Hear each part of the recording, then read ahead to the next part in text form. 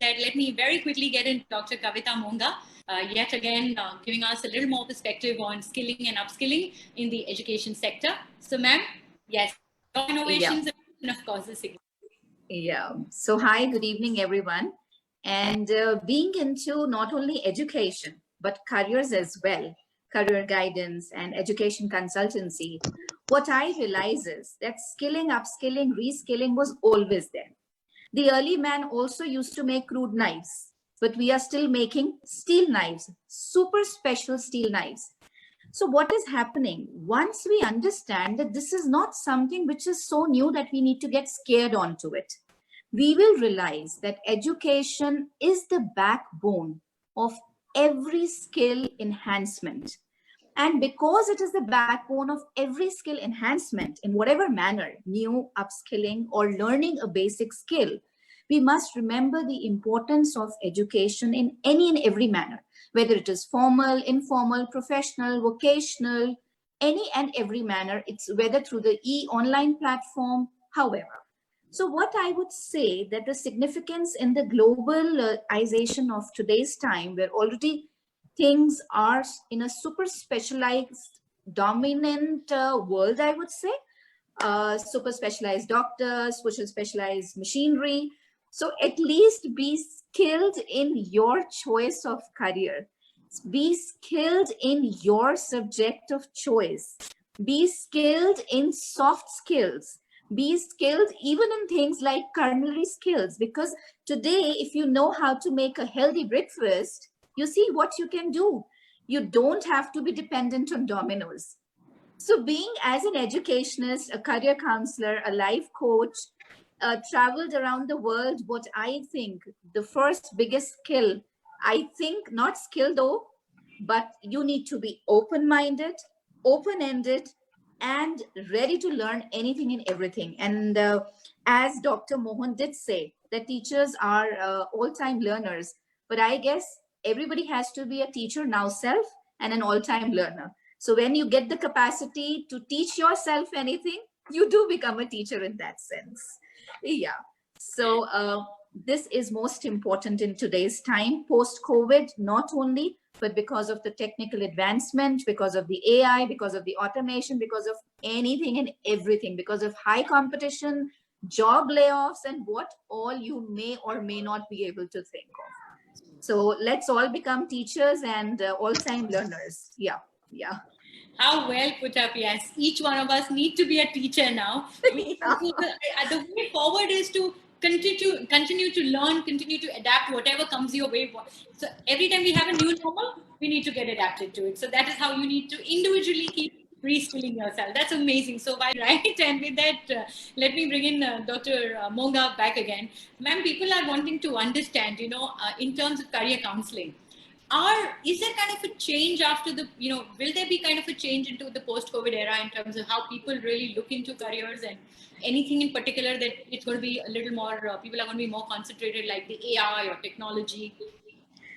Well, what I would say is that anyway, the careers that are the new age careers for about, let's say, past 5 years at least, though I would say about 15 years, but at least past 5 years, there has been a lot of awareness, and there has a lot of change in the mindset of parents, of students.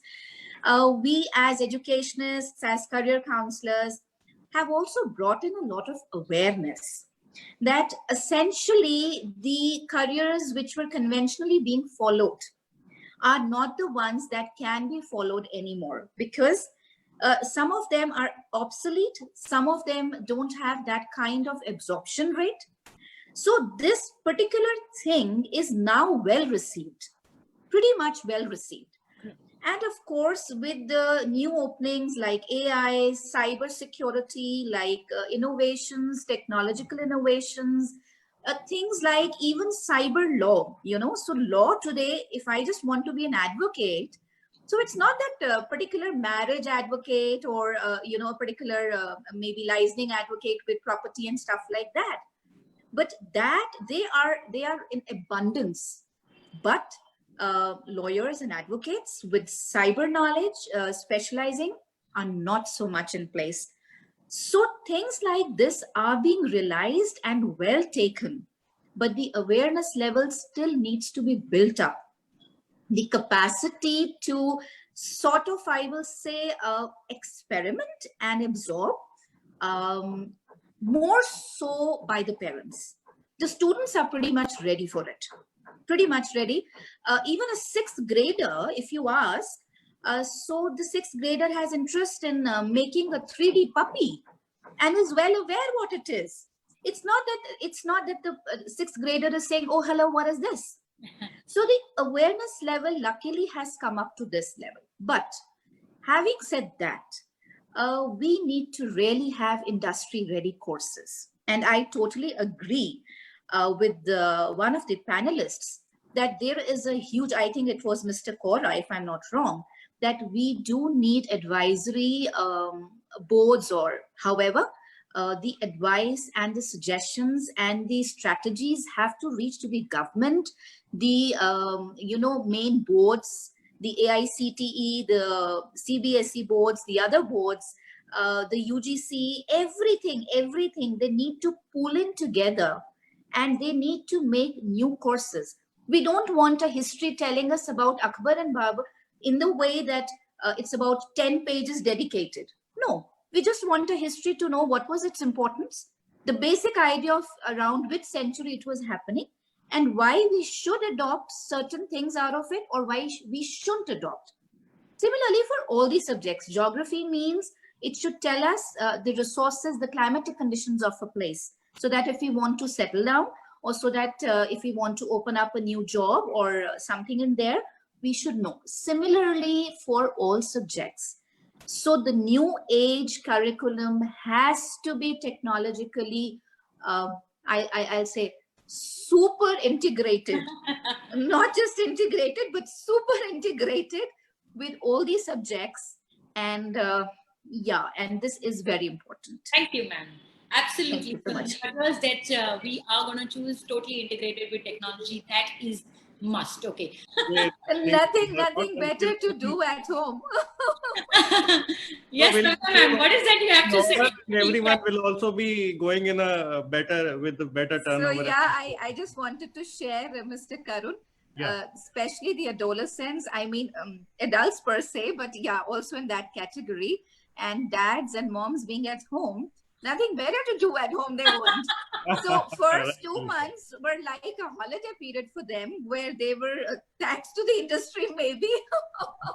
I see many things coming on social media that liquor, alcohol can save you from coronavirus. Because the sanitizers somewhere do have, alcohol to it. So yeah. I'll tell you one very interesting incident. I met the Deputy Excise Commissioner of Punjab some days back, and he was carrying vodka in his sanitizer bottle, and he was saying that this works in both ways, whether you can put inside your mouth or you can put it on your hand. Yeah, we had quite a few memes on that. So with that, a big thank you to all our speakers, to all our panelists. Thank you for your time. Thank you for your thoughts. Thank you for your presence.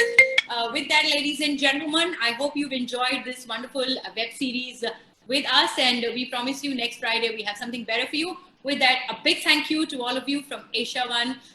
Now, I, Sangeeta Singh, would like to say goodbye to all of you, and please have a wonderful evening. Thank you. Thank you so much for having us. Thank you. Thank you. Thank you so much. Thank you so much. Thank you. Thank you. Thank you.